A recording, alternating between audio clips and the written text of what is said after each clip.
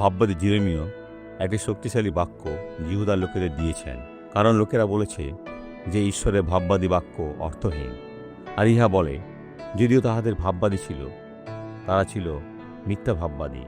এই কারণ বাহিনীগণের ঈশ্বর সদাপ্রভু এই কথা কহেন, তোমরা এই কথা বলিতেছ, এই জন্য দেখো, আমি তোমার মুখস্থিত আমার বাক্যকে অগ্নিস্বরূপ ও এই জাতিকে কণ্ঠস্বরূপ করিব, উহাত ইহাদিওকে গ্রাস করিবে। যে বাক্য ছিল আরোগ্যতার জন্য, সেটা অগ্নি হয়ে ওঠে তাদের ধ্বংস করতে।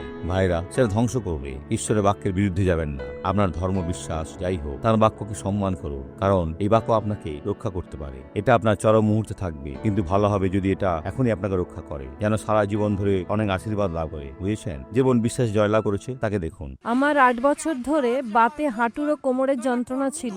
2 বছর? 8 বছর। আপনি 8 বছর ধরে হাঁটু ও কোমরের যন্ত্রণা কষ্ট পাচ্ছেন? হ্যাঁ, উভয় হাঁটুতেই। এখন কেমন আছেন? এখন ভাইরা, এটা দেখুন। ও যিশু, কোন এখানে চলুন, দৃঢ় পা ফেলুন, চলুন, হচ্ছে, চলতে থাকুন।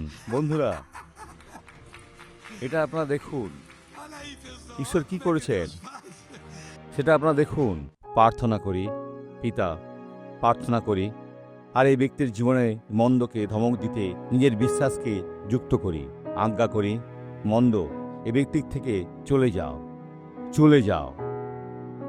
আজ্ঞা করি যে যিশুর নামে চলে যাও। ঈশ্বর আশীর্বাদ করুন।